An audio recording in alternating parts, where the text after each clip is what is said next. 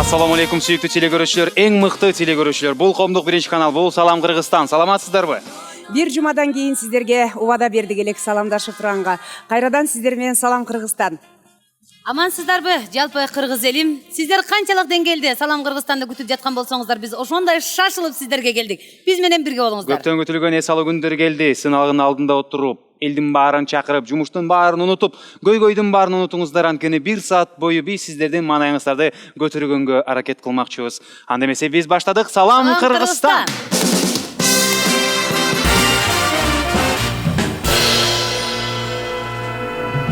Мынакей, буйруп насип кылып кайра ишемби күнү кыргыз элибиз менен жолугуп атабыз. Бүгүнкү коноктор жөнүндө маалыматыңыз барбы? Албетте маалымат бар. Мынакей жумуш болгон кандай сонун, жумушка келип, мындай жадырап, элдин баардыгы бизди күтүп атат ошон үчүн. А биз болсо сонун коногубузду күтүп атабыз. Аны шашылыш түрдө каракет Санжар өзүң чакырып Албетте эле менин кесиптештерим айткандай эле сиздердин назарыңыздарга, сиздердин сурооңуздар боюнча Инстаграмда, деги эле баракчаларыбызда, Ютубта бүт баары жазып, айганыш качан келет, айганыш качан келет деп эле мына келди. Тосоңуздар Салам Кыргызстандын төрүндө Айганыш Абдиева. Саламатсыз Айганыш, кош келипсиз. Амансызбы, барсызбы? Аман эсен келип алдыңызбы? Эжекелер менен учурашып албасаңыз. Саламатсыздарбы? Кандайсыз? Төргөтүңүз. Рахмат. Сизди жарата берип күтүп атабыз.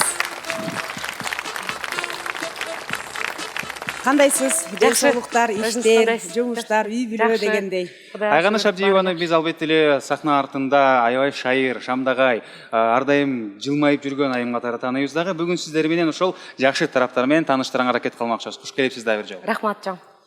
Азыркы учурда бүт эле ырчылардын баары менен сүйлөшсөк кандай болот? Жумуш десек эле кайдагы жумуш эсим, элдин баары эле эс ооп эле, ысып эле, жыргап эле отурам дейт. Сиздин жумуштарыңыз кандай болот экен? Биз деле эл катары эле, биз эл менен ысып атабыз.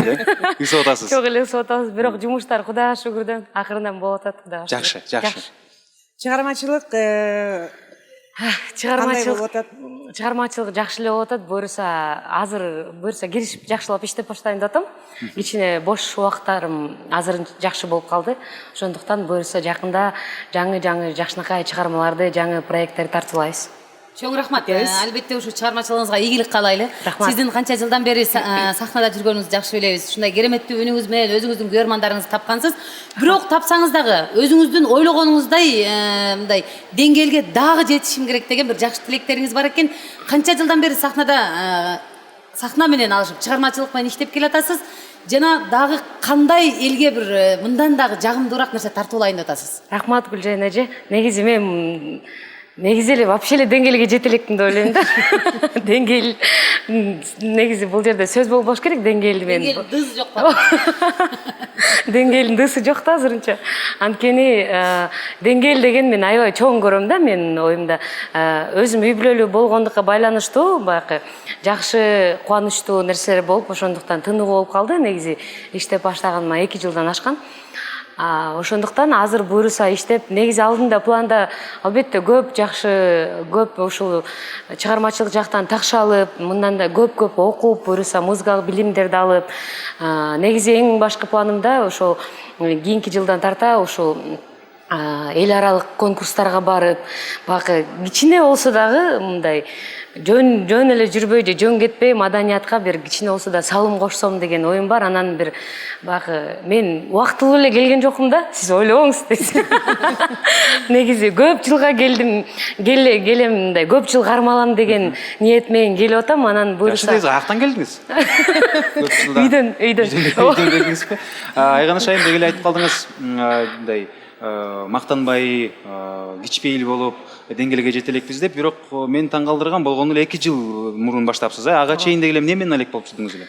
Ага чейин чыгармачылык башталганга чейин. Негизи эле ошо көп ырчылар катары эле кафе ресторандарда иштеп 12 жыл болуп кетиптир. Анан кийин ошо көп ырчылардын баягы ырларында бэк вокал менен көп жыл жүргөм да. Өзүм ырдач эмесмин, анан баардыгы эле айта бериши. Ошо бэк вокалды эле ырдап жүрө бересиңби, өзүң деле ырдабайсың десе, анан такыр ырдагым келчү эмес. Анан мен ошо тескери жан окшойм, өзүм ишенем, турмуш кургандан кийин ырдагым келип баштады да. Үйдө отургуңуз келбей ырдабыңыз. Анан кийин жөн отургум келбей, ошондо жолдошумдун уруксаты менен ошо ырдап баштадым, өзүм аракет кылып. Жакшы. Мүмкүнчүлүк менен кылып жолдошуңузга рахмат айтып койсоңуз болот. Салам Кыргызстан. Рахмат. Жолдошуңуз 2 жылдан бери чыгармачылык менен иштеп атам, ага чейин кафелерде иштедим дедиңиз. Негизи музыкалык билимиңиз барбы? Негизи музыкалык билимим жок. Быйыл тапшырайын деген, бирок быйыл баягы убакыт деле тапса болот да, негизичи Гүлжан эже. Бирок балам кичине керек болуп калды, ошого байланыштуу эми кийинки жылы буюрса тапшырып сөзсүз түрдө музыкалык билим алам деп ойлойм. Деги эле мен жана эле ой келген, бирок ушул ой дагы бир жолу мага келип турат. Айтып жүрбөйсүзбү, буга чейин бэк вокалда жүрдүм, мындай сахнага чыккан эмесмин деп, дүйнөлүк деңгээлде кийин белгилүү болгон ырчайым Адель дагы ошондой болгон. Биз сизди кыргыздын Адели катары билебиз, анткени тубаса талант. Мындай музыкалык билимиңиз, сабатыңыз жок болсо дагы мыкты ырдайсыз, ошондуктан ошол жөн эле куру сөз менен калып калбаш үчүн миң уккандан бир көр дегендей, дароо сизди ырдаталы. Ырдап бериңиз, же болбосо биз кыйкырып бериңиз дегендей. Адельдин бир жакшынакай ырын ырдап берейин, for you to don't forget me up there. I remember you say sometimes it lasts in love, but sometimes it hurts instead. Сиз ырдап атсаңыз биз баары жыргап атсакчы. Гүлжан Эжекебичинен ийим, аяган кыргызча эле ырдабайт деп атат. Ошон үчүн жүп болсун деп кыргызча ырдап берип коюңуз. Бул ырыңызды биз мүмкүн чын эле 100% биз билбейбиз. Эми кыргызча ырдап берип коюңузчу. Андан соң котормосунда. Ырдабай бермейм. Айтак, ошентип айтат. Сиз эмтен эле ушактап баштадыңыз. Жок дегенде кеткенге чейин күтүп турбайсызбы? Жок дегенде кеткенге чейин чыдап турсаңыз мүмкүн да, ошондой эле ырдай бербейбиз деп. Биз сөктүп атсың жокпуз. Өмүр деген чыгарманы ырдап берейин анда. Өмүр деген кыпкызыл гүл жайнаган, өмүр деген булбул бакта сайраган, өмүр барда өкүнбөстөн ойноп гүл, өмүр өтсө жаралбайсың кайрадан. Ырдаганда мисалы ырдын өзүнүн техникасы болот, өзүнүн рамкасы болот дегендей эле. Сиз каяктан үйрөндүңүз ушуну? Буга чейин эми мисалы кафеге барып эле ырдайм десеңиз эле алып алган жок да. Ооба, негизи мен 12 жашымда ошол эжекеме аябай ырдагым келип атат, кичинекей болчумун, анан ырдагым келип атат деп ошентип аябай сурангам, ырдаганды үйрөтүңүз деп. Улуу эжекем дагы ырдайт. Анан ошондо улуттук консерваторияга Улук Мырза Болотов агайыбызга частный вокал деп коет, ошо жазып 3 айда баргам. Фундаментимди коюп берген десем болот. Ошондон кийин эле анан ошо эжекемди ыйлап эле калбай эле ошо кафесине барып эле ээрчип эле анан ырдаган аябай отуруп укчумун да. Анан мен да сиз менен ырдайынчы десем, тондон чыгарасың, ырдабайсың деп аябай урушчу да. Ырдатпай койчу. Анан ошондуктан угуп ырларын жаттап үйгө келип алам, балконго чыгып аябай кыкырып ошо ырдын баарын ырдачумун да. Ошентип жүрүп 2 жыл жүрүп, анан 14 жашымда ошо эжекемдин жардамы менен кафеге орношуп калдым. Ошондон бери анан 14 жашыңыздан баштап иштеп жүрсүз. Эми кыргызда сөз түрдө бут тозу болот, атаандашы болот, ар түрдүү оң сөз, сол сөз, жакшы сөз, начар сөз, жүрөктү ачыткан сөздөр да болот. Көп учурда азыркы деңгээлде, азыркы убакытта билими бар, бирок сахнага чыга албай жүргөн миңдеген адамдар бар. Же болбосо сахнада билими бар дагы ырдап дагы жүрөт, бирок анчалык ийгиликтерге жетише албаган ырчыларыбыз бар. Ошолор мисалы үчүн тийишип айтып калышпайбы, эми айганыш сен эми сен нени билмей келең, эми ал мындай болбойт, сен кандай ырдап атасың дегендер. Жок, негизи болбой, тескерисинче айтсам, мен өзүм мындай, кандай десем, орусча айтканда портовой окшойм да. Анткени эмнеге дегенде мен жалгыз иштеп баштадым. Бунун биринчи эле себеби үй бүлөмө зыяны тийбесин дедим да. Анткени бирөөмө иштегенде болушунча берилип көп убакыттын ошондуктан үй бүлөмө зыян тийбесин деп жолдошума сөз бергем, кыйналсам да өзүм иштейм деп. Ошондо иштеп баштаганда эле мага көп эле ошо ырчы жакын досторум, коллегаларым баардыгы эле жакшы положительный отзывдарды айтып эле иште ырда деп эле. Анан баягы ошол эле радио, теле жактан дагы көп жактан эле негизи эле жакшы колдоо болуп кетти да. Ошого мен аябай ыраазымын да. Ошо азырга чейин эле ошондой болуп келатат. Ошон үчүн бекер айткан жокмун да. Ошо негизи ошо мындай жолдо окшойм да. Албетте сизди Ылайым өмүр бою ушу жолуңуз ачык жүрө берсин. Мактанганыңызга караганда кайсы жактан болосуз? Өзүңүз деле көрүп турат болуш керексиз, кайсы жактан.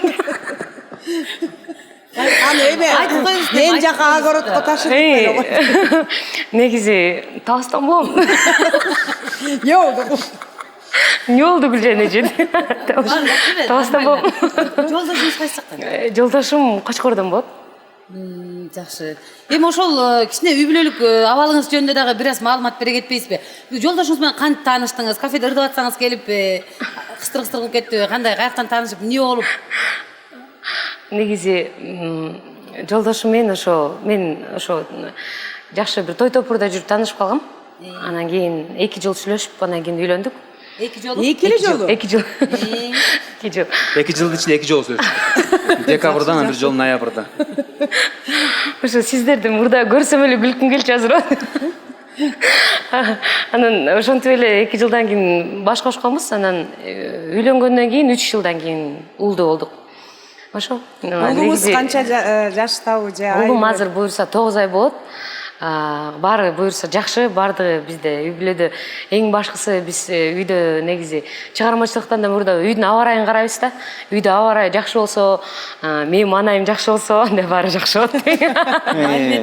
Негизи эле болчу да. Таптакы ташырып атпайбыз, силердин маанайыңарга карап иш кылабыз азыр делечи.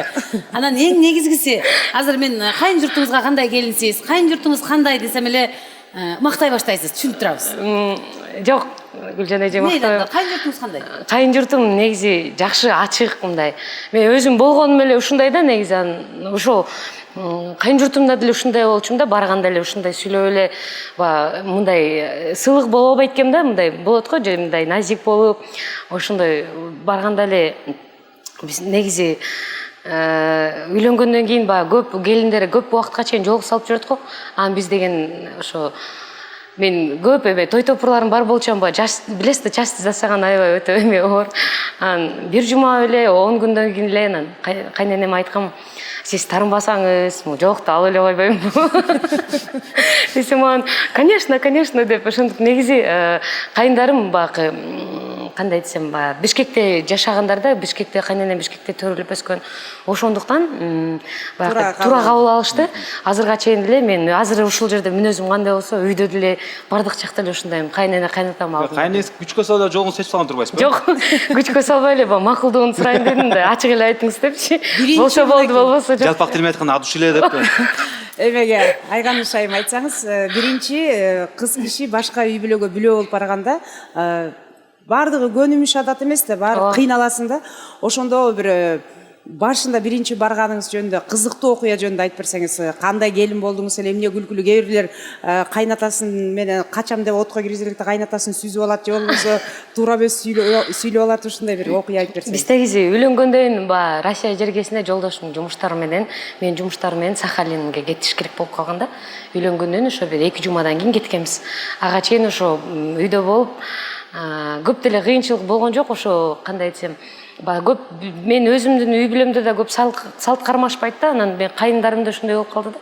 Анан билем барганда аябай түн көрүнүш керек да. Анан бир комнатада мындай чоң столдун үстүндө аябай толтура китептер бар экен. Азыр ойлосом анан бат эле жинап койсом болмок экен. Жок, мен майын чыгарып көргөзсүн, ошону жарым күн жинагам да, ошо мындай жердичи. Азыр эстесем аябай күлкүм келет да. Анан Жакка басып мындай ойлонуп, жакка басып мындай ойлонуп. Башкача мен жинагандан кийин башкача көз караш болсун дегенде. Асель Кадырбековадай болуп, чынын ары бери көтөрүп, зато иш кылып атам да.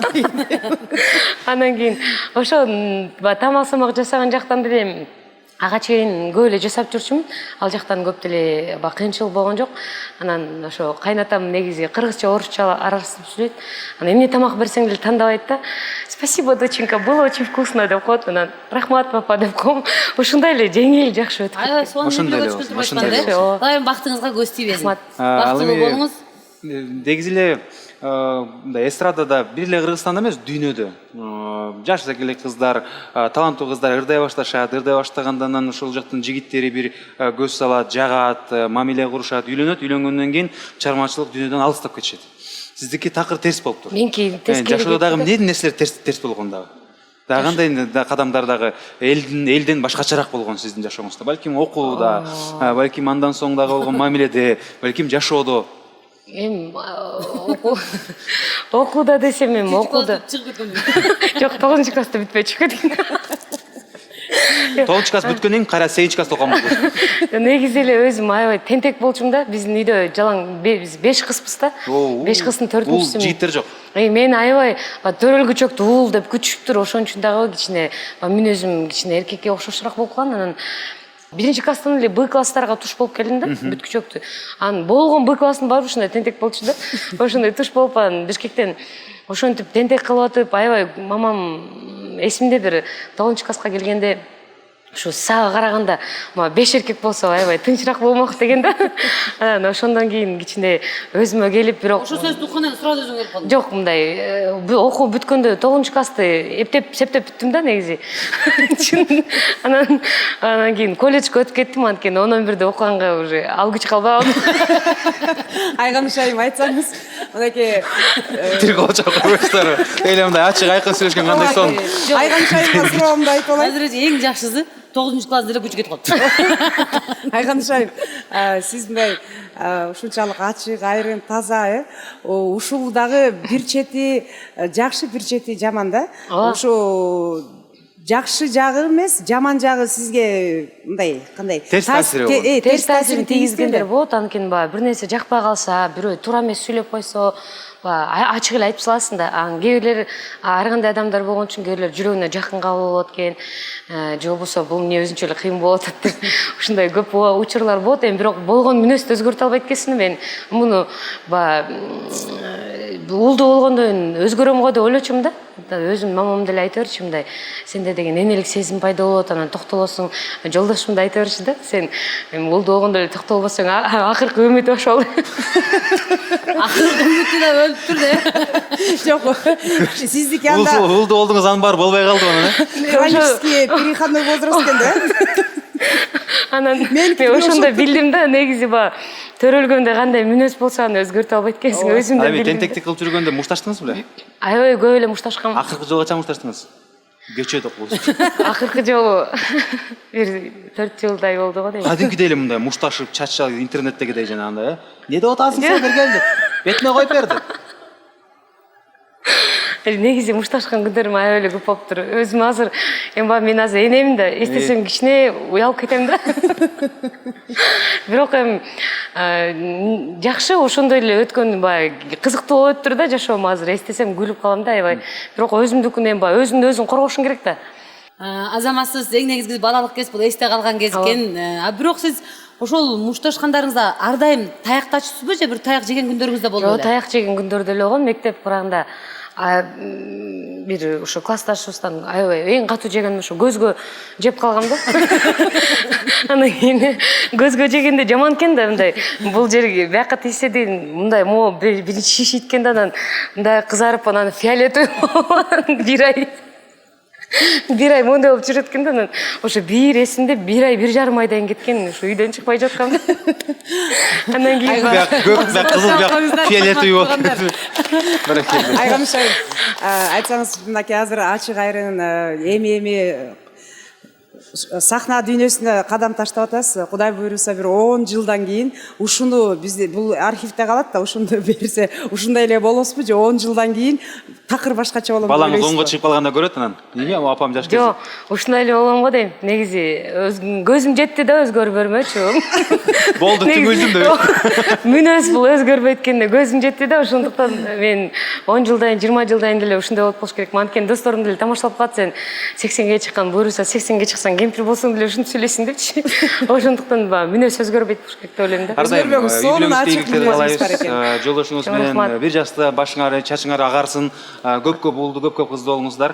Жана Салам Кыргызстандын бүгүнкү кечебиздеги эң негизги шайыр мейманыбызга биздин салттуу сурообуз бар. Кыргызстандын жаркын келечеги дегенде сиздин оюңуз кандай болот? Бир 2 сүйлөм менен айтып берсеңиз. Кыргызстандын жаркын келечеги, мен негизи өзүм аябай патриотмун, аябай күйөм Кыргызстанга. Кыргызстан жаркын келечеги дегенде мен өзүмдүн уулумду элестетем. Анткени мен уулум төрөлгөн эле ушунчалык бир өзүм элестетем, буйруса чоңойгондо бир аябай чоң чыгаан бир патриот жигит кылып мен өстүргөнгө колумдан келишинче аракетимди кылам да. Анткени ар бир инсан, жаралган инсан Кыргызстан үчүн колунан келишинче Кыргызстанды өнүктүрүүгө, Кыргызстанды жаркыратып дүйнө жүзүнө таанытууга ар бир инсан милдеттүү деп ойлойм да. Ошондуктан Кыргызстандын келечегин менин баягы чыгаан күчтүү менин эле эмес, жалпы эле азыркы биздин бөбөктөрдүн ошол убактагы Кыргызстаныбызды көтөрүп, Кыргызстан башка бир уровеньде көргүм келет да. Кыргызстанда ошондой Кыргызстандын келечегин биз азыркы бөбөктөрүбүздүн кийин жаркырап атканын элестетем. Кыргызстандын келечегин. Болсун. Айтылган сөздөргө биз да кошулабыз. Колчагылар, эми? Бирок ушундай сонун, шайыр, сулуу, татынакай, тамашакөй, эң негизгиси адамгерчиликтүү айым менен бир чырык. Бир чырык. Мен сиздерге барайын же? Жок, биз сиздин жаныңызга келебиз. Ордуңуздан туруп коюңуз.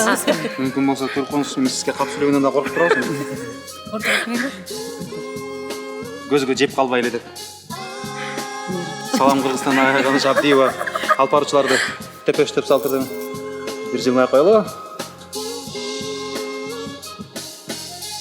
Андемесе келиңиз, Айганы Шайым сизди ортого чакырып туруп биз реквизиттерибизди даптайбыз, эми шарттарын түшүндүрүп өтөлү. Бул конкурстон катышкандан кийин бул мындай жеңилип калуу, утулуп калуу, утуу деген жок. Бул жакта сөзсүз түрдө колдон келишинче оригиналдуу катышасыз. Баарыбыз чогуу эле ойнойбуз. Кыргызстанга белгилүү болгон инсандардын жүзүн даярдап койдук. Муну ар бирөөсүн алып туруп жүзгө такайбыз. Мен киммин деген оюн. Сиздин мисалы үчүн бирөөнү такап туруп мондай кылабыз дагы. Андан соң сиздер барыңыздар чогуу ырдайсыздар. Ушул инсандын эгерде ырчы болсо ырын ырдасаңыздар болот, эң белгилүү. Ырчы эмес болсо белгилүү тасмадагы фразаларын айтасыздар. Деги эле өзүнүн сүйлөгөн мүнөзүн кайталайсыздар. Калгандарыбыз кайталайбыз, ошол бетине такап турган адам табыш керек ким экенин. Сүйлөшүп түшүндүкпү? Эч ордугу жок, баары жөнөкөй. Биз эми азыр сизден баштайбыз. Эжекелерибиз жана биз сизге ошол көргөндөрдү ырдап жардам беребиз. Теле көрүүчүлөрүбүз сыналга жакыныраак келиңиздер. Кызыктуу оюн эми башталды. Кана күйөрмандар, кол чаап койсоңуздар болот. Айганы Шабдиева, салам Кыргызстан. Астына элге көрбөйсүз. Өзүңүз көрбөйсүз. Эме чачы тармал. Ким деп ойлойсуз бул? Чачы тармал. Бир аз муруту бар. Чаап туруңуз. Бир аз муруту бар, анан боенот. Чачы тармал. Кайрат Кыргыз. Кайрат Кыргыз баракелде. Салафан пиджагын айтканга жетишпей калдым. Кол чаап койсоңуздар болот. Эмнеге мерген турган эмес. Боенот дедиңизби? Каш элеси. Эми келиңиз, Назира эжеке калаган тандаңыз, Айганы Шайым сиз айтып бересиз. Бияка койсоңуз болот. Көп сүйлөйт дейт. Ким дейсиз, Назира эже? Көп сүйлөйт. Көп сүйлөйт. Гүлжайна. Ушакка жакын. Колчаалар көп сүйлөйт десе дароо өзүн таптыгы. Тургандар кол чаап койсоңуздар болот. Аңгич айтып койду, one shot, one kill дейт, дароо таап алды. Андемесе Гүлжайна айым, кеттик сиздике. Жакты караңыз. Жакыныраак, жүзүңүзгө жакыныраак кармаңыз. Айганы Шайым. Таппай тургандай кылып айтышыбыз керек да. Негизи көп жылдан бери сахнада ырчы. Өтө баягы Сүйлөгөнүн турап берсеңиз болот. Манераларын турап берсеңиз болот. Манерасын көрбөймүн. Жок, үнү менен ук, үнү менен. Сиз азырынча элди карап туруңуз мындай. Өтө чоң кадыр баракка ырчы. Көп жылдан берки. Эмгек сиңирген. Эл артист. Эл артисти. Уктап калдыңызбы Гүлжан айым? Жок, эл артисти толтурат да. Өтө чоң кадыр баракка көп жылдан бери кармалып. Эйлер толтура. Күлгөнүн турап бериңиз. Гүлнур сатылган.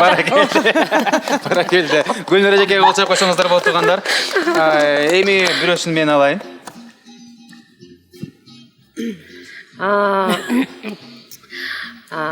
Негизи бир ырлар дагы бар. Кинорежиссер. Апаңдын тилин алып үйдөн чыкпай. Эрис Абжапаров. Баракелде. Чачы дагы меникине окшош экен. Рахмат. Айганы Шайым. Бизди карап коңузбу. Бул Кыргызстанда ырчы мырза Вертолеттоо клипи бар. бирок эң негизгиси мындай ырдаганда Биякта карап турабыз сиз. инсандарды өзүнө тартып ыйлатып бийлетип берет. Ыйлап да жиберет, бийлет да жиберет. Ар дайым жандуу үнмен ырдаганда сөзсүз тердейт. тердейт, тим эле көл шал болуп. Ырдаганда Өзүнүн мындай улуу экенин билбей секирип бийлейт. ырдаганда титрейт. Лайлактан. Бактияр Токторов. Ал чак берсеңиздер. Лейлектен дегенде дароо таптык. Улантабыз Назирбеке, сиздики. О, Ана, жагын. Озу жолбойт. Жок, немесин айтпайлы. Эжекебиз ар дайым күлүп жүрөт, оозун ача күлүп жүрөт. Оозун аябай ачат. Активистка, Чекеси чоң. чекеси чоң, чачы кыска. Бирок эң негизгиси өтө акылдуу. Жана кыргызга мындай Күйгөн да, кыргызга күйгөн. Патриотка эң негизги сонун кыз мага жагат. Мисалы Бир эл ырдабайт деле, бийлебейт деле. Бирок белгилүү деп коюңуз. Быдылдап сүйлөбөйт деле. Көп талантка ээ да, бирок эми бир элдин баардыгы билген девизи бар өзүнүн. Менби?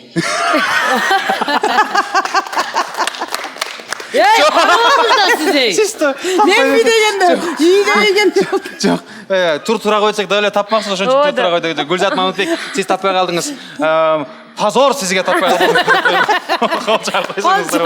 Акыркысын Гүлжан айым эмес, акыркысын кайра эле Айганыш айым калсын, Жакыныраак. Аябай сизге окшош. Эми бул байкебизге ар кандай комментарий жазсак, айтсак болот. Бирок аябай олуттуу, оор басырыктуу ырларды ырдайт деп атсак эле ортодон сонун ырларды ырдап чыгат. Бул байкемдин концерттери спорт ордосуна 2,5 миң орунга 5 миң адам батат. Супер аншлаг менен өтөт. Кичинекей машиналар жөнүндө көп ырдайт. Оор басырыктуу. Зан такси тико. Гүлжигит Сатыбеков баракелде. Баракелде. Кадырлуу телекөрүүчүлөр, өзүңүздөр байкадыңыздар, биздин 10 белгилүү адамды Айганыш айым жана менин кесиптештерим оңой эле таап алышты. Анда эмесе Айганыш Абдиевага дүркүрөгөн кол чабуулар. Келиңиз Айганыш айым. Биз азыр сизге биздин демирчүбүз Шородон белек даярданга алып чыкканга чейин сизге эркин микрофон. Телекөрүүчүлөргө кайрылып, өзүңүздүн калоо тилектериңизди жана албетте эле сөзүңүздү айтып алсаңыз болот. Чоң рахмат. Жалпы телекөрүүчүлөргө рахмат, сиздер чакырганыңыздарга чоң рахмат, терең ыраазычылык. Ар дайым Кыргызстаныбыз эң биринчи мамлекеттердин катарына кирсин, өнүксүн, өссүн. Ар бир инсан Кыргызстанда жашаган бир эле кыргыз эл эмес, Кыргызстанда жашаган ар бир инсан Кыргызстандын өнүгүүсүнө салым кошсо, ошондо Кыргызстаныбыз өнүгүп, баягы ар дайым бизде токчулук болуп, жаркын жашоодо келечекте буюрса эң алдыңкы эң биринчи катардагы мамлекет болоруна мен терең ишеничтемин. Ошону сиздер менен биздер чогуу сөзсүз түрдө жасайбыз. Анда эмесе жолдошуңузга жана уулуңузга деги эле үй бүлөңүзгө сонун белек Шоро байкем алып чыгып берсин. Ден соолукка пайдалуу, ичи берсеңиз да эч зыяны жок. Суусундуктарды Шоро компаниясынан келиңиздер. Шоро байкемди тосуңуздар, гана катар кол чап койсоңуздар. Байкемди көргөндө эле маанай көтөрөт. Байкемдин эң негизинен ден соолукка пайдалуу жана 9 айлык наристеге эң сонун сүт болуп берет. Байкемдин мурду эле 1 айлык. Жана албетте эле эң сонун көңүл бура турган бул легенда суусу 2200 метр бийиктиктен табылган булактан суу. Сизди булакка жөнөтпөй эле өзүңүзгө булакка алып келип берди. Ар дайым үйдө легенда ичебиз. Албетте. Анда эмесе Шоро байке мотоцикли менен сизге үйүңүзгө чейин жеткизип бермекчи. Анан деген бойдон иттен чарып койгон сизде. Үйдү көрүп алдыңыз, келип туруңуз. Жакшы барыңыз. Келип турам. Айганыш Абдиева, салам Кыргызстандын кадырлуу коногу болупту. Чоң рахмат.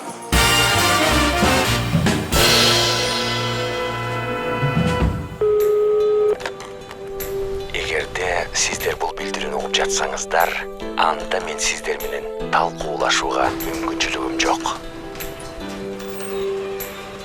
Балким мен үйдө болбошум мүмкүн, шаарда да эместирмин. Эми мен өмүр бою эңсеп келген ишим менен алекмин. Эми гана үй бүлөм менен бирдикте тынчтыктын рахатына бөлөнүп жатам. Бул жашоонун бакыты табылса, анда бир жаралганыбызда да арман жок. Легенда, нагыз жашоо, учурдун маңызы.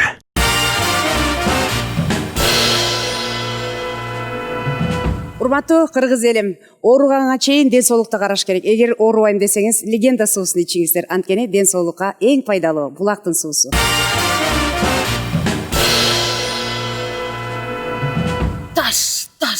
Таш териткен деген ырды билесиз, билбейсизби? Ой, эле жакшы. Таш. Ой, жакшы десең эле. Таш териткен деп айтып. Ушундай ыр бар бекен. Азыр таш теритет келген конок аз карап турсаңыз, таш териткен дейт. Ошол келиптирген. Албетте эмне болгон таш териткен ыр деп атсаңыздар, Мустар студиясынын негиздөөчүсү KG Элмурат Салам Кыргызстандын төрүндө кол чабар менен тосоңуздар. Элмурат, Hoş geldik. Саламатсызбы? Куш келипсиз? Кандайсыз? Жақсы. Элмуратка кол чабалар. Жана албетте эле барыңыздардын назарыңыздарга айтып кетели, премьер алгачкы жолу Элмурат бизге келип отурат. Куш келипсиз? Hoş geldik. Куш келипсиз? Кенен отурсаңыз болот. Сынагыда көргөндөй эле экен студиябыз. Кенен отуруңуз, толкунданбаңыз. Бир аз ыңгайсыздыктарын баарысын алып таштаңыз. Ошонтойбуз азыр. Ошондой эле болду. Ана бир кенен отуруң анда. Bir iş bereli anda. Ошондой отуруң. Кандай келип алдыңыз? Жакшысызбы? Son Жүрөсүз, kinodog'day иштериңиз. geldik. Бар son Кудайга шүкүр. Эң негизгиси. Кинодогудай келдик дейт го. Элмурат мырза, эң алгач эле кебиздин эң башынан баштап атканда эле сиздин сахналык атыңызды, псевдонимиңизден баштайлы. Эмне үчүн KG Элмурат болду? Балким Ру Элмурат, кызы Элмурат, Инк Элмурат дегендер дагы барбы? Ошолордон адашып кетпеш үчүн айтылдыбы? Жоо ошондой сыяктуу негизги. Ошондой сыяктуу жоо, Ооба, негизгиси эле ошол.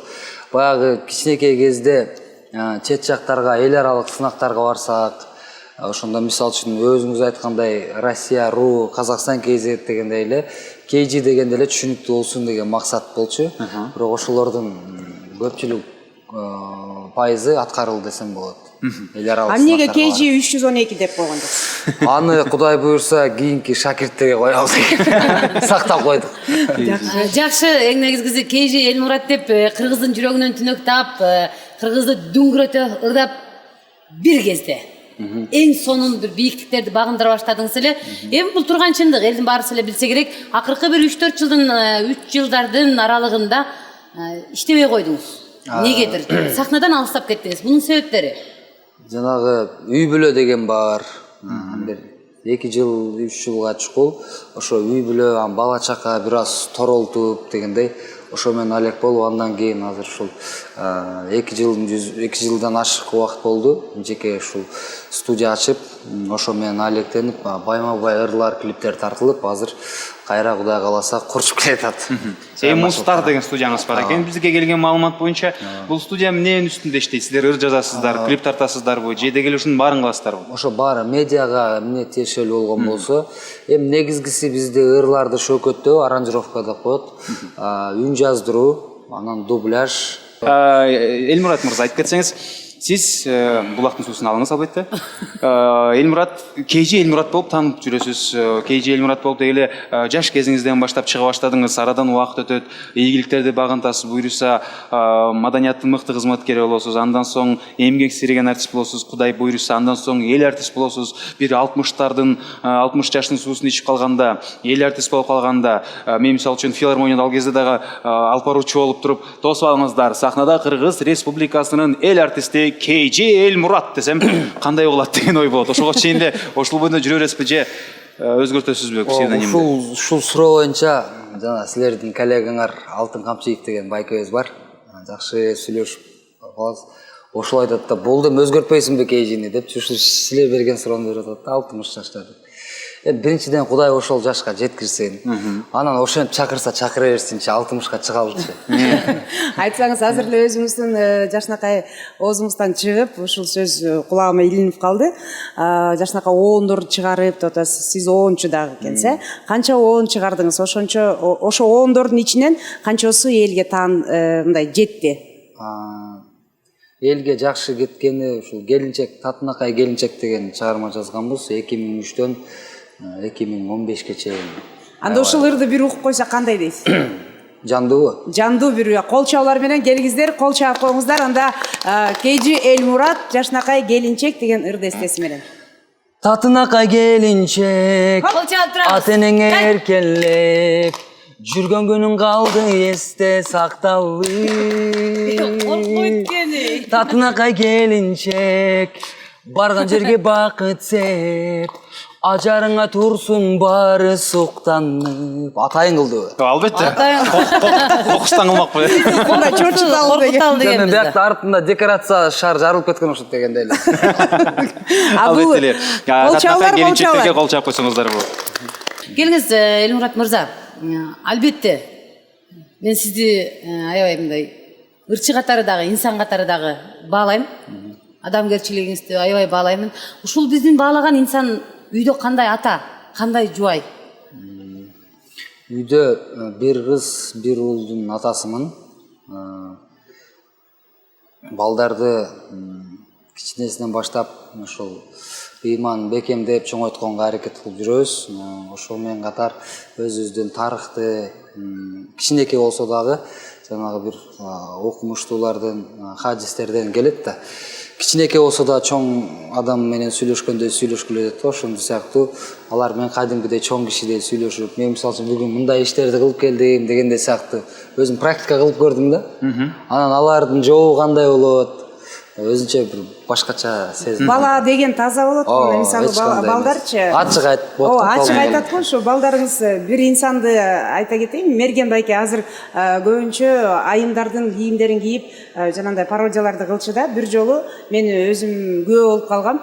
Баласы карап туруп анан кийин ата экинчи мындай кийинбечи деп ушундай айтканда, сизге да бала да, ал бала да. Ошодон кийин Мерген байке азыр көбүнчө кийбей калды да. Аялдардын кийимин кийип, Пугачеваны ошо Верка Сердючка ушулар туурачы да азыр турбай калды.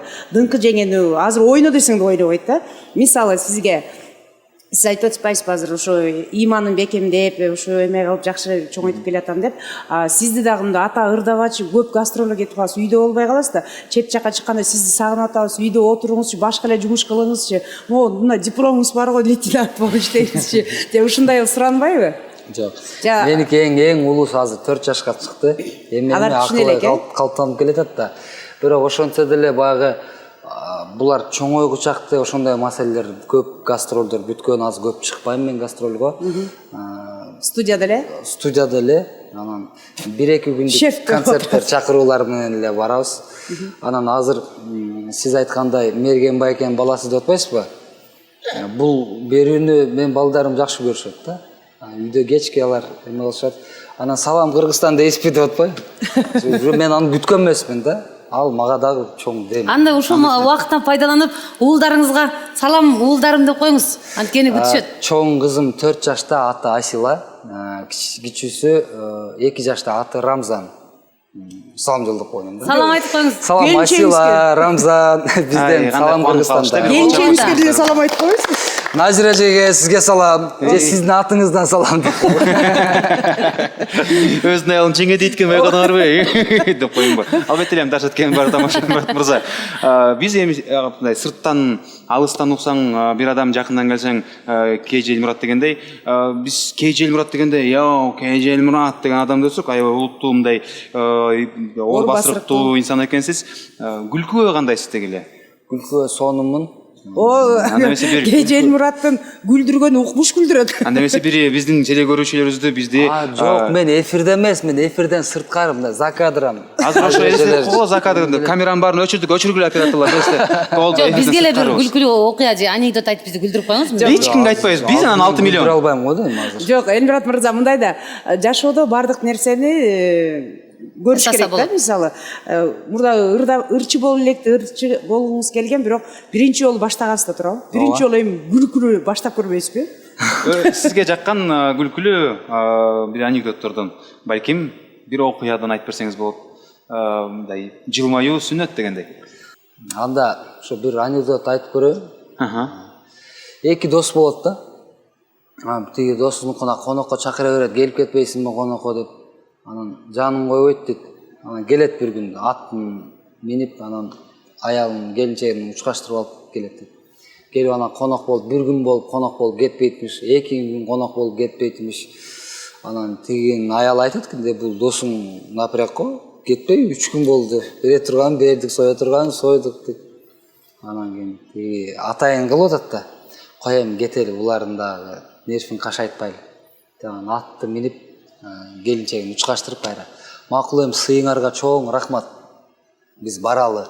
Десем баягы бизде Кыргызда ушундай адат го, да бир күн калып кетсеңер болмок деп коет го. Ушинтип. Досум, да бир күн калып кетсең болмок десе, атты каяка байлайын дейт. Десе, тигинин аялы болсо, келинчеги болсо, onun тилине байла, тилине дейт. Сүйлөгөн тилине. Анда эмесе Элмурат мырза, сиз үчүн салытка айланган сурообуз бар. Кыргызстандын жаркын келечеги дегенде кандай ойлор келет сизге? Эки сүйлөм менен айтып берсеңиз мыкты болмокчу. Эми үмүтсүз жалгыш айтам дейт. Албетте жакшы нерсеге үмүт кыласың.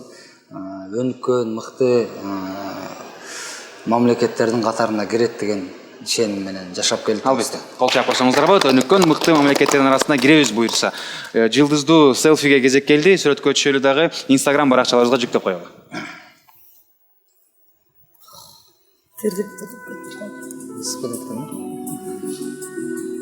Реально чөлдү,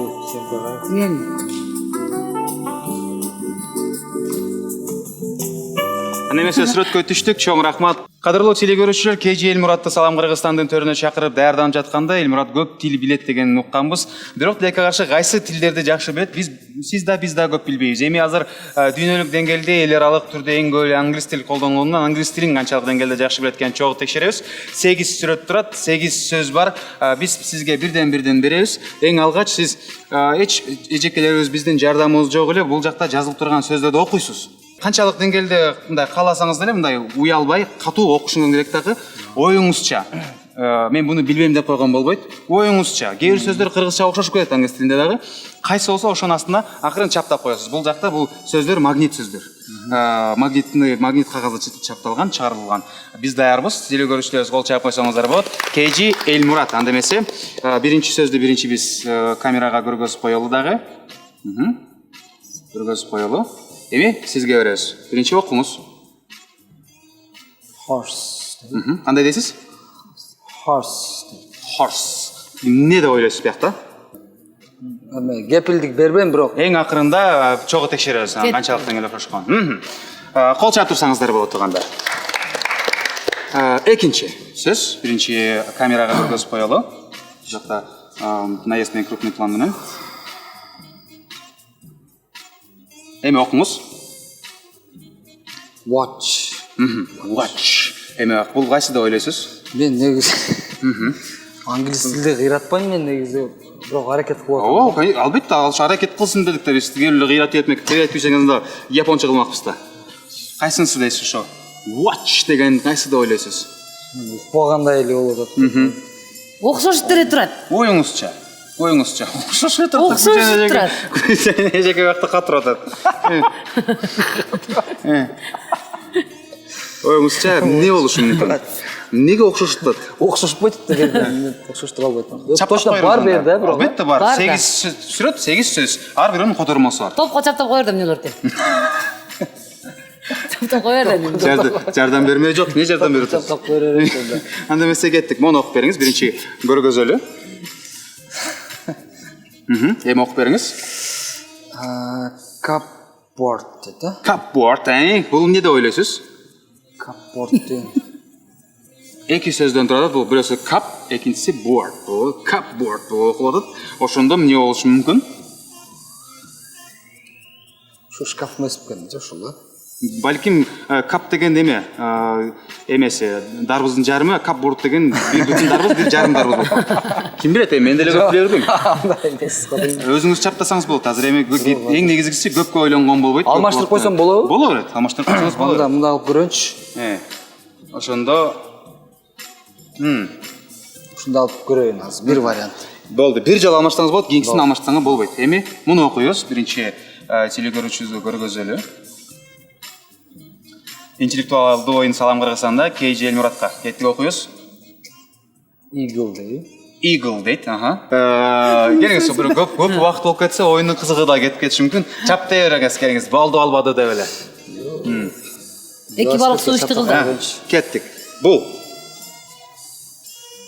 Болду, бар. Бол. Эмне бул? Топ да бул. Эмне топто watch турат? эгер топ болот топ болуп атса топтун астында watch деген неге турат? Муну алып коем. Мейлі анда алып қоялы. Сізге мүмкіншілік берелі алып қойғанға. Кеттік. Мен Гүлжан әженің сөзіне кетіп кеттім дедім. Пока мында отырайын ба? Мақұл. Кеттік. Бұл эмне? Бұл бірінші телекөріністерге көріп көзелі. Оқыңыз. Light bulb. Light bulb. Light bulb. Light bulb. Light bulb. Қайсы болушы мүмкін light bulb? Light bulb деп қойсаңыз болатындай. Қатырақ light bulb деп айтсаңыз болды. Болғаны 3 қалды. Бізде уақытымыз бүтіп атат азыр. Конкурсымыз бүтпейле саламатсыздан бүтіп қалбасын. Мұны қойбайлы қойып оқшаймын? Жоқ, қойыш керек, сөзсіз қойыш керек. Болса біресі аты жоқ болып қалды. Дарбыз қауып қойырды. Жоқ, лыдан баштап лампочка қой. Лампочка башқа. Дарбыз қауып таштайыр. Дарбызға қойып жібересің. Кеттік бұл. Бичи дейбі? Байсыл деймі деймі. Не дейді дейсіз? Оқыш ең мәнелі оқышы. Оқылыш ең мәнелі. Сөгінбеңіз бірақ. Бейкукле дейді. Бейкукле деп қойды. Бұл Эльмат қыз Гүлжан әжекен оқығанда. Бейкукле. Байқұл дейсіз бе? Жоқ, байқұл. Байқұл. Байқұл. Өкімір бір команда ойнасыңыз деп отырды екен. Назиреже, сіз оқып қойбайсыз бе? Назиреже, сіз оқып көріңіз бе? Сіз оқып көріңіз бе? Жоқ, мақұл. Бәлкім сіз бисус ле деп қойсыз. Сіздер бір оқып көріңіз бе? Біз қойсыз бір атыласыз. Мына жерде... Келіңіз. Сөзсіз бар, мен сізге сөз берем бұл жақта. Жоқ, бердікші. Берді бір еле топ тура кен мен ойын. Негізечі, Эльмурат Мырза, бір сөздің, бірлер сөз емес, дегеле толковый словарды деледі. Синонимдері ол. Синонимдер де болушы мүмкін. Ошон үшін мен бұрып бейкукленің синоними мені бейкукленің синоним көрілі екем. Ойыңызша не десіз? Күтіп аттым жоқ екен. Күтіп аттым жоқ. Клок жоқ, мизалшы. Кішінеке саат бұл же, ұшында сияқты. Жармаштырып қойырызда керіңіз ойын бүтіп барады әдем, жармаштырып қойырыз. Жармаштырған мен аз бәрі. Ештек болбайды жармаштырыңыз. Жармашқанда міне Уйға ойна отқан жағырыз жоқ. Бұны ұтсаңыз уй берберіз бізге. Мен мұны азыр қаттып саатқа қоям. Мұны айлажып қоп қойым. Қол шақырасам. Маған тұсат. Кеттік, маған оқып беріңіз. Watermelon. Watermelon үшін лампочка алып қалды? Жоқ. Бош еле лампочкале қалды ұшында. Бұл ойындың жиынтығы белгілі болып қалды. Не болып қалды ұшында жиынтығы? Ойындың авторы сен де. Жоқ. Біріншіден сен сөйлеспей қалады. Қандай ол ұшында? Watermelon. Лампочка да. Антип лампочка шаптайсың. Азыр Шаптықпай көргесің? Мүмкін ал чырақ. Мүнтіп келесіз? Чырақ. Ну, ұшын түрі чаптап қойды. Мұна! Болды. Анда мен сөйдір көреген қол чағылар видеоға кештелі. 8 сұраның арасынан, 8 сөздің арасынан 3-ені тұра таптыңыз. Cupboard бұл шкаф, horse бұл ат, жана бол бұл албеттелі топ. Эми тура дей турган болсоңуз, clock деген чоң саат. Бул өзүңүз байкагандай чөнтөккө саат турган саат. Бул watch. Ушундай экен. Watch болот. Bicycle эмес bicycle. Bicycle деген велосипед. Эки дөңгөлөгү бар велосипед. Eagle деген бүркүт. Watermelon дегениңиз дарбыз, light bulb деген лампочка. Лампочканы lamp деген ал прожектор, light bulb деген лампочка болот. Ошондо кол чаап койсоңуздар болот. 8-ичинен 3 туура тапкан туура эле, анткени мен англисче билсем дагы японча билбейм такыр эле. Японча мени сөгүп атсаңыз дагы жылмайып туруп берем дегендей. Анда эмесе эми кол чаап койсоңуздар биз сизге ыраазычылыгыбызды билдиребиз. Мүмкүнчүлүктү колдонуп телекөрүүчүлөрүбүзгө каалоо тилек, куттуктоо сөз жана англисче каалоо кайрылуу сөз сүйлөп койсоңуз болот. Англисче? Тамаша. Кыргызча эле, Элмурат. Ассаламу алейкум, урматтуу кыргызстандыктар, урматтуу салам Кыргызстан берүүсүнүн көрөрмандары, барыңыздарга бизден ысык салам. Бүгүнкү оюн мага абдан жакты, абдан сонун болду, мен күтпөгөндөй болду. Анықтан Баарыңарга дагы бир жолу ысык салам. Ассаламу алейкум. Мен айтам, баарыңардан менден бирден бик укледик. Анда эмесе биз Мен антип окуган жокмун. О, Гүлжан эжеке окуду. Гүлжан эжеке бүгүн менин күнүмдү жазады. Маанайды көтөрдү, бир ай бактылуу болуп жүрөм. Анда эмесе биздин башкы демөөрчүбүз, Салам Кыргызстандын демөөрчүсү Шорок компаниясынан эң даамдуу, ден соолукка пайдалуу суусундуктарды алып келип даярдап койдук. Шорок байкем өзү алып чыгып берсин. Кол чабар жаңысын. Мынакей бул суусундуктардын баарысы бир гана сизге бийлик. Атайын убактыңызды бөлүп келген үчүн чоң ыраазычылык билдиребиз. Рахмат. Алла разы болсун. Ден соолукка албетте эле эң пайдалуу мындайдан кармагым. Кийинки жолу Байкукледен жолукканча. Ден соолукка пайдалуу булак суусун атайын сиз үчүн Дайым ичем бул суудан. Эң туура кыласыз, анткени суу өмүр булагы дейт. Анда эмесе KG Элмуратты колчалары менен узатабыз. Биз менен болуңуз, шороп ичип жүрүңүз. Чоң рахмат. Шороп байке матачка менен келип туруңуздар. Таштап коюп. Албетте. Мото менен мото.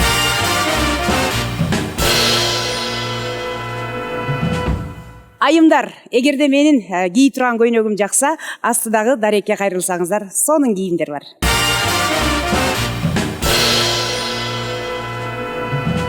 Айымдар, бир гана сулуулук эмес, чачты дагы жазалганы Мээрим сонун жазайт. Ар дайым Мээримге барсаңыздар, Мээримдин эшиги сиздер үчүн дайым ачык. Ачык.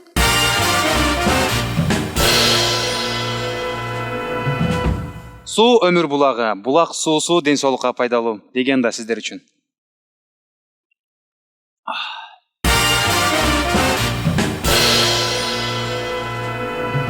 Убакыт зымыраган кош, тилекке каршы бүгүнкү берүүбүз дагы соңуна келип жетти. Биздин оюбузга койсо 10 саат бою сиздер менен сүйлөшөрмөкчүбүз негизи. Анда болсо кайрадан амандашканча эсен туруңуздар, жакшы жатыңыздар. Баарыңыздарга дагы бир жолу жагымдуу кеч каалайбыз. Жакшы жатып жай туруңуздар, кийинки ишембиде жолукканга чейин. Албетте эле бир жума эле калды. Аз эле болгону 7 күн туугандар. Ал эми сиздердин кызматыңыздарда Салам Кыргызстаны чармачылык жамааты жана алып баруучулары Санжар, Гүлжана жана Назира. Салам Кыргызстан.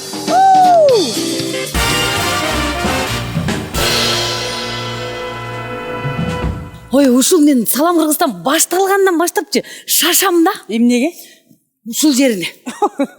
Ушагына шашамай, шашамай. Бир сен эмес, элдин бардыгы ушу ушак деп. Баарыңыздар шашып аткан болсоңуздар, жакыныраак келиңиздер. Азыр KG Элмурат менен Айганыш шубайбыз. Ой, айна анчалык шубабай. Не, нормальныйраак шубайбыз, культурный шубайбыз. Евро кылып шубайлы мындай. Айганыш жөнүндө айтыңызчы. Айганыштын мага ачыктыгы, жакпаган жагын айтсаңыз. Ушундай кой турбайсың, бардыгы жакты, бир эле жакпаганы мындай капкара кийим кийип келип алыптыр. Анан кийин эмесин чачын эле духовкага тыгып сапсарал күйүзүп алган, чачы жаккан жок. Ал чачы, кийим эч нерсе эмес. Мейли. Айттым эле мен токтолбоймун, ушинтип эле жүрөрүм. Эми эне деген статусун алган киши бир аз энедей болуш керек да, далдактай бербей, туурабы? Ой, сен деле далдактап жүрбөйсүң, мен деле далдактап жүрбөйм. Жок, биз далдактай турган жерде далдактайбыз, чойло турган жерде чойлой эле коебуз, страшный эле. Анан жөн эле далдактап эле мен ушундай мен токтолбой токшойм анан кийин деп, эле өзүнүн ошо тентектиги менен кояка чокузуна жашып 30тан ашып калды. Жок, ой. Кандай менин кызым менен тең улуу кызым менен чыгып калды. Ой, менин улуу кызым менен тең койчай. Жаштым, жаштык кылып атат. Мээрим Элмурат. Жок, ал кой туруң, Айганыштын эметип ой, анан билим жок деп коет, билими жок болсо үйүндө тамагын жасап отурбайбы, ырдап эмне кылат, туурабы? Үйүн бергенден ырдап атат да. Окуп албайбы анда? Окуйт да багыш. Канчалар окубайчы ушу. Мынакей окуганда, окубаганда чыгып, мына KG Элмурат айтып атпайбы? Бүт чартарап болуп кетти деп мынакей шерменде кылды Элмуратка. Окушу албайбы нормально? Окушу алганда эми окуйт багыш, окуйм деп атпайбы? Жайдын күнүндө капкара болуп кийинип келип ыссы айгантып отур да, түшөбөйт. Ошондон мага кийими жаккан жок, чачы жаккан жок. Калганын бардыгы жакты. Бутуна сапожка кийип алганбы? Жана биринчи англисче ырдаганы жактыбы сага? Тантыктардай болду. Жөн бирде оштоңдо эле биздин англисче түшүнмөк беле келмей. Goodbye, good morningден башка эчтекени билбейбиз деп турабы. Антын өзүнчө оо жок болгондор вообще жакпайт да. Кыргызбы, кыргызча. Кыргызчаны жеткирип ырда. Кыргызчанын нукура кыргыз тилин бил анан кийин. Болду, эми сөөгүм мүлжүп кетмей болду. Эми KG Элмурат өзүнчө эле керсейт экен, Керсейбей эле жакшынака болуп отурат. Жакшынака эле бирок керсей. Өзүнчө эле мене укмуш болуп эле бизге дават айтып курду. Жок, KG Элмураттын эмесин атын алмаштырыш керек экен срочночу. Буга өзүнүн келбетинде мындай элдер, кээ бирлер баары эле биз, мен деле кээ бир баары тааныбайт, сен деле көбү тааныбайт туурабы? Жок, менчи ушунунчу макул өлүп кетсин. Жанагы жөн эле ырдычы. таш териткен сендеги чоктун деми деп эле ырдабайчы. Ушуну билесизби эмне ырдап койгон? Эмне деп? Ташты деп ташты ташты жарып жүрген. Койчу. Жөнлөрү ошо менен өзү жарылып жок болду го кийин. Жок, азыр KJ Элмурат деп мындай жаштардын кээ бирлери унутулуп калды, 3 жылдан бери жок болуп кетпеди. Ошон үчүн атын өзгөртүш керек экен да. Анткени мындай KJ Элмурат десе мындай кепка кийген, мындай бирөөнү күтөсүн да, мындай аябай керсейген жаккан жок мага. Мунун керсейген жаккан жок. Өзүнчөлүк кишинин тегемекси болуп монтип отурат го жөн элечи. Анан берки жана айганычты мактана берген жаккан жок. Мактанбайын го деп эле мактана берет экен да алайын.